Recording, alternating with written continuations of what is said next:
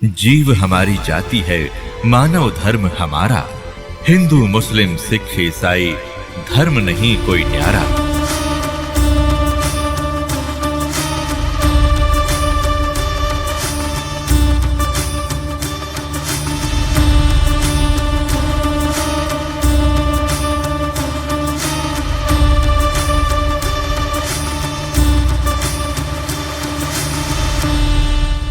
परमात्मा ने आकर ये ज्ञान दिया है और यथार्थ ज्ञान को भगवान ही बता सकते हैं, जीव तो अटकल लगाया करते हैं।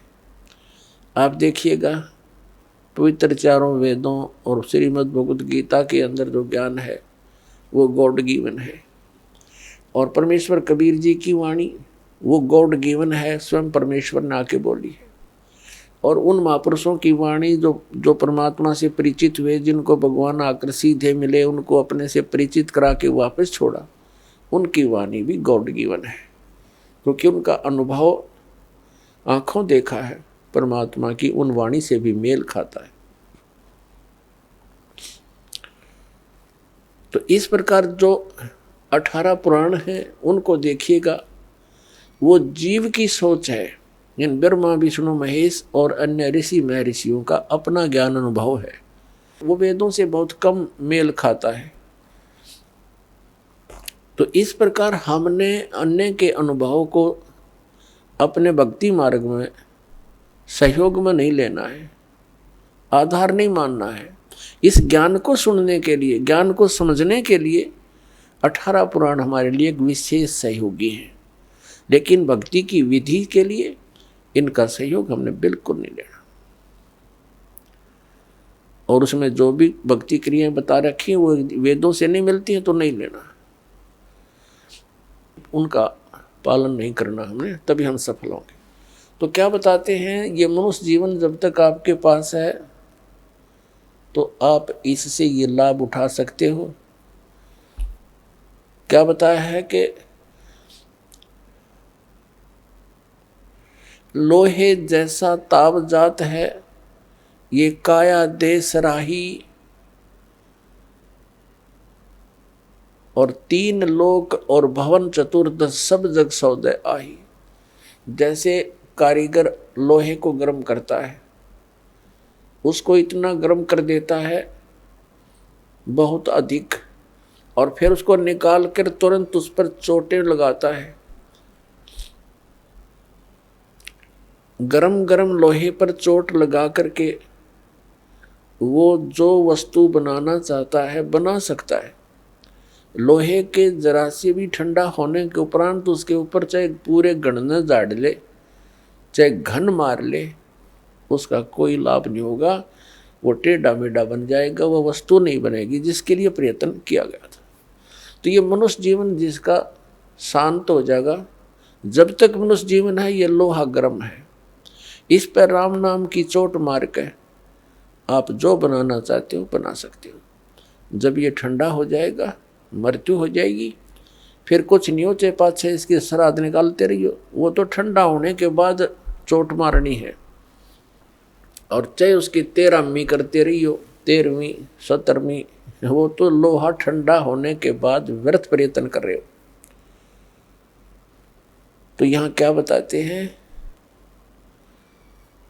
3 लोक और भवन चतुर्दश सब जग सौदे आही, दुगने तिगने किए चौगने किन्हू मूल गवाही।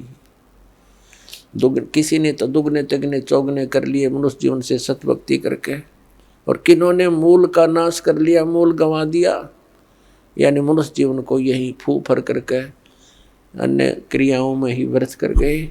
उन्होंने मूल धन का नाश कर दिया। अब भक्ति न करने से क्या हानि होगी। नर से तू पशुआ की जय, गद्दा बैल बनाई, ये 56 भोग कहाँ मन मूर्ख, कित कुरडी चरने जाई। पुण्यात्मा, हम मनुष्य जीवन प्राप्त करके उन सभी सुविधाओं को प्राप्त कर लेते हैं जो भगवान मनुष्य जीवन प्राप्त प्राणी को देता है। वो क्यों देता है?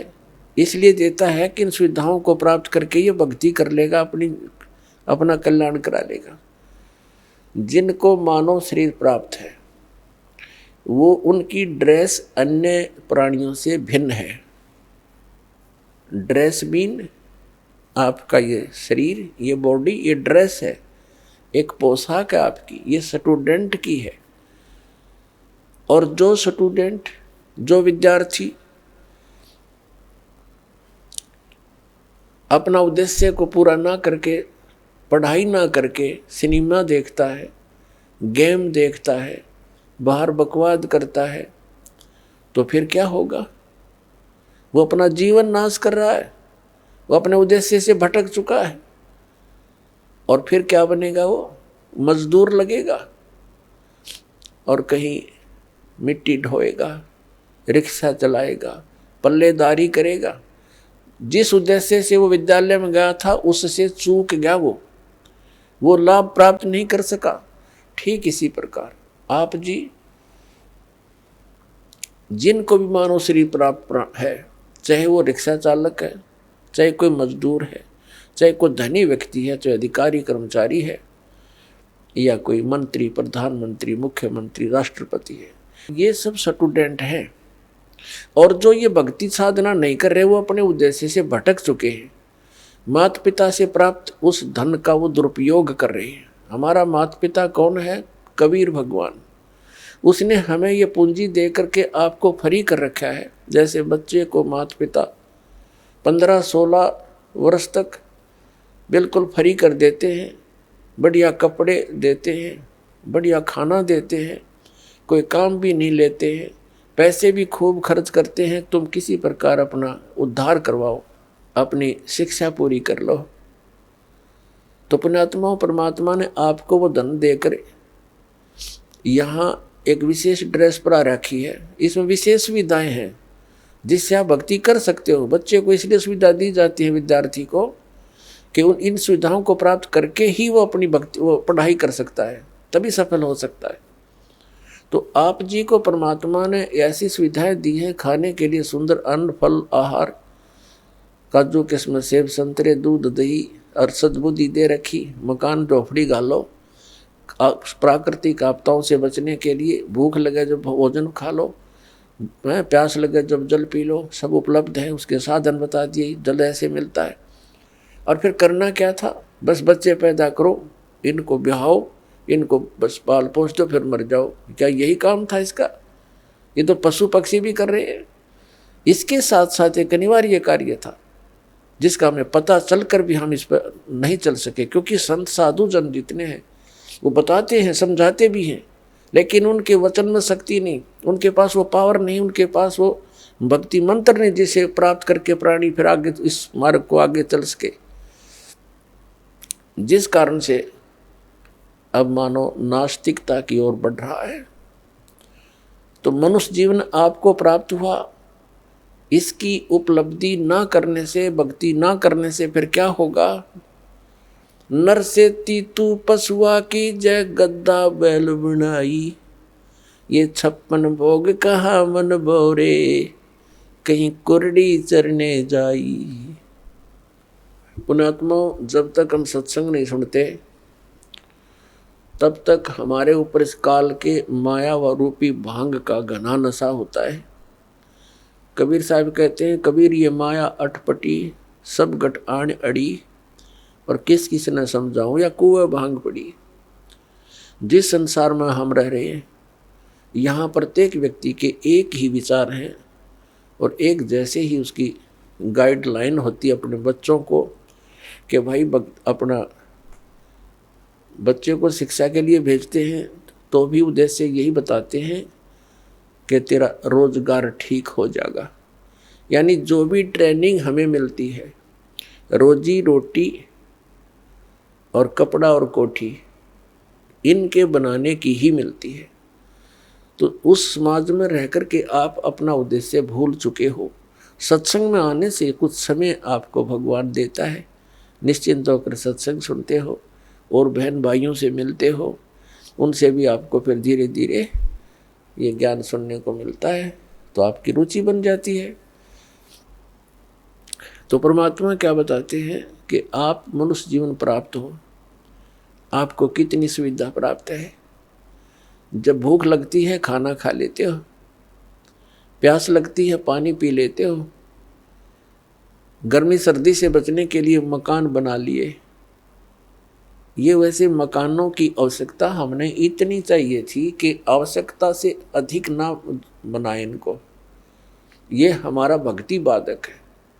जो भक्ति करना चाहते हैं, मोक्ष कराना चाहते हैं, तो उनको इन सब नियमों को फॉलो करना पड़ेगा जो बताए जाते हैं, क्योंकि वो भक्ति में बाधक है। और जो भक्ति बाधक है आप उनको भी साथ लेकर चल रहे हो, तो आप ऐसा कर रहे हो जैसे किसी पशु के गल में लठ बांध दिया करते था, मोटा रस्से में गाल के। अब वो चल नहीं सकता उस स्पीड से जैसे उन्हें चलना चाहिए, चला गट्टियां पर लग गए। तो आप जी इन मर्यादाओं को पालन ना करके और भक्ति रूपी मार्ग पर चलने की चेष्टा करोगे, आप नहीं सफल हो सकते। तो इसलिए हमने ज्ञान के आधार से इन बुराइयों को, इन कुरीतियों को और सांसारिक परंपराओं को भी त्यागना पड़ेगा, तब हम इसमें सफल होंगे। फिर अपनी बड़ी स्पीड से चलेंगे। जैसे मकान बना लिया, ठीक है, आजकल परमात्मा ने दया कर रखी है, बढ़िया सुविधा आपको प्राप्त है, मकान बना लो, जैसा आवश्यक हो उतना ही, केवल उसी के लिए कि बढ़िया कोठी बनाऊं, लोगों का प्रशंसक बन जाऊं। ये हमारी अपनी सोच होती है, अध्यात्म मार्ग नहीं है। तो मकान बनाओ जितना आवश्यक हो और जितनी आपकी जेब अलाउड करती हो, आवश्यकता से अधिक खर्च मत करो।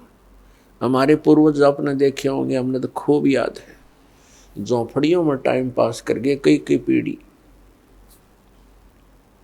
उनका तो इतना काम है, एक चारपाई डालनी है आपने, चाहे 10 कमरों का मकान है आपका, एक कमरे में एक कोने में 3.5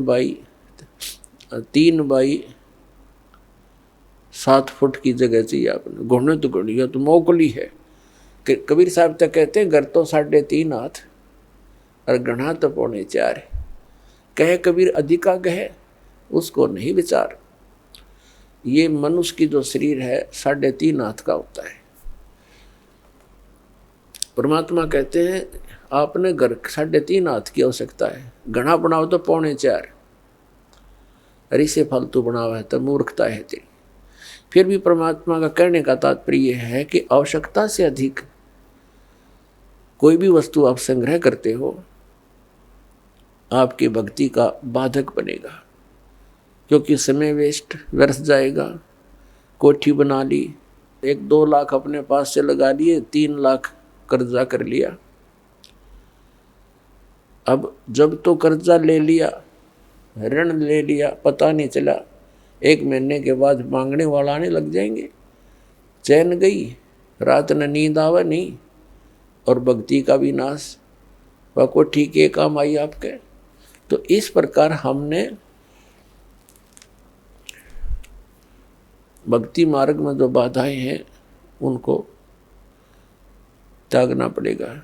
आप सुन रहे थे जगत गुरु तत्वदर्शी संत रामपाल जी महाराज जी के मंगल प्रवचन। अधिक जानकारी के लिए विजिट कीजिए हमारी वेबसाइट www.jagatgururampalji.org। संत रामपाल जी महाराज जी के शुभ आशीर्वाद से पूरे विश्व भर में 500 से भी ज्यादा नाम दीक्षा केंद्र हैं, जिन पर संत रामपाल जी महाराज जी द्वारा ऑनलाइन निशुल्क नाम दीक्षा दी जा रही है। अपने नजदीकी नाम दीक्षा केंद्र का पता करने के लिए संपर्क करें 8222880541।